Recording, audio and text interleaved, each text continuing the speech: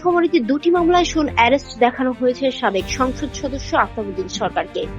রবিবার দুপুরে Nilphamari judicial magistrate আদালতের বিজ্ঞ বিচারক মোহাম্মদ দেলাওয়ার হোসেন এ আদেশ দেন।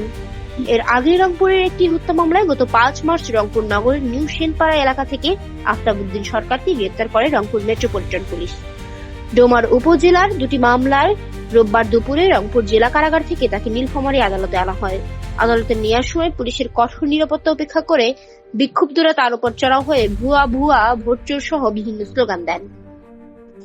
নীলফামারী জজ আদালতের পাবলিক প্রসিকিউটর আল মাসুদ চৌধুরী বলেন, তার বিরুদ্ধে একাধিক মামলা রয়েছে। ডোমারের দুটি মামলার তদন্ত কর্মকর্তা নীলফামারী জুডিশিয়াল ম্যাজিস্ট্রেট জনাব দেলাওয়ার হোসেনের আদালতে তাকে শোন অ্যারেস্টের জন্য আবেদন করেছিলেন। রোববার বিজ্ঞ আদালত ওই আবেদন মঞ্জুর করেছেন। আবেদন মঞ্জুরের কারণে তাকে সিডব্লিউ বলে কারাগারে পাঠানো হয়েছে। রবিউল ইসলাম যে মামলাটা করেছে সেই মামলাটা জিআর 165/24।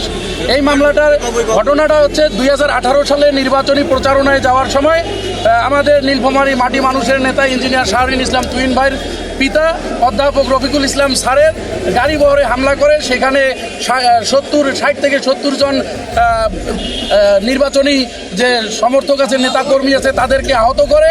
আপনারা জানেন ইতিমধ্যেই নীলফামারী ডোমার ডিমলার 1 আসনের সাবেক ফ্যাসিস্ট সরকারের ভোটচোর এমপি আফতাবউদ্দিন আহমেদকে নীলফামারীর দুটি মামলায় রংপুরের একটি মামলায় উনি গ্রেপ্তার হয়েছিলেন।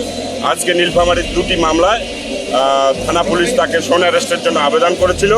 সেই আবেদনের ভিত্তিতে এই ভোটচোর এমপিকে নীলফামারীতে নিয়ে আসা হয়েছে এবং নীলফামারীর ডিমলা উপজেলার একটি মামলায় এবং ডোমার উপজেলার একটি মামলায়, মোট দুটি মামলায় তাকে শোন অ্যারেস্ট দেখানো হয়েছে।